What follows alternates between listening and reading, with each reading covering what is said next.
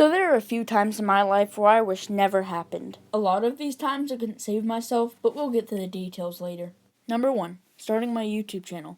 So one day there was a little kid who wanted to start a YouTube channel, as I have said before. Gotcha. Number 5, Taekwondo Story. So if you didn't know, I did Taekwondo from 2015 to 2018, and I made some friends like Zach Con.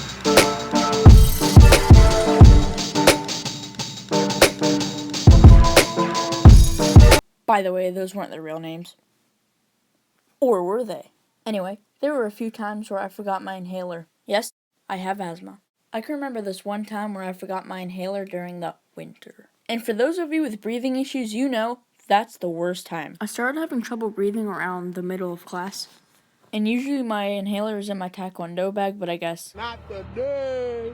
I started sweating and tried to take it easy, hoping no one would notice. Trying to stall, I asked if I could get my inhaler. Eventually, I gave up and told somebody before I ended up dead. They took me outside and gave me some coffee. In the end, the inhaler was just in the car. Moving down the line. Me and my family, well, except for my dad because he was on a business trip, went to New York and stayed in a Red Roof.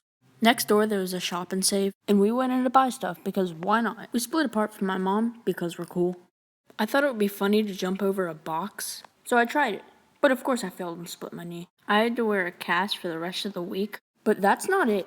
My sister got my mom, who got one of the workers, who got one of those things that old people drive around the store, and pulled me to the exit.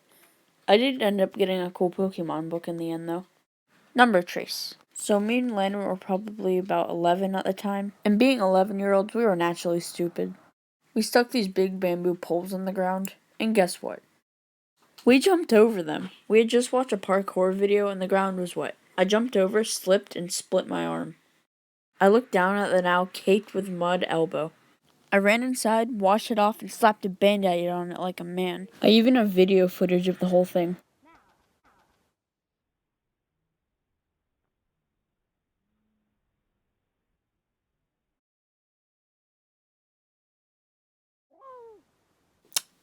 Yep. Number 2. So we're not allowed to have food in my house. I mean the bus. So we're not allowed to have food on my bus, but I'm a rebel. Of course I picked one of the most acidic fruits, an orange.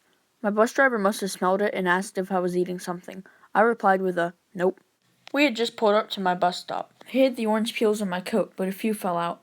I turned around to see if he was looking at me. He asked if I was okay. Yep. I sort of sat there until he left. My brains had many regrets in those 30 seconds. This last story is about how I smashed my finger horribly.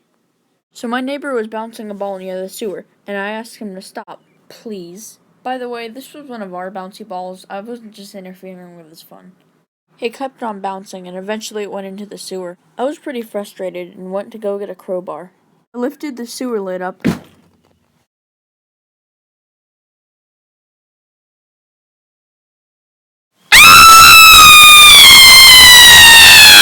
I ran inside and left a huge blood trail everywhere.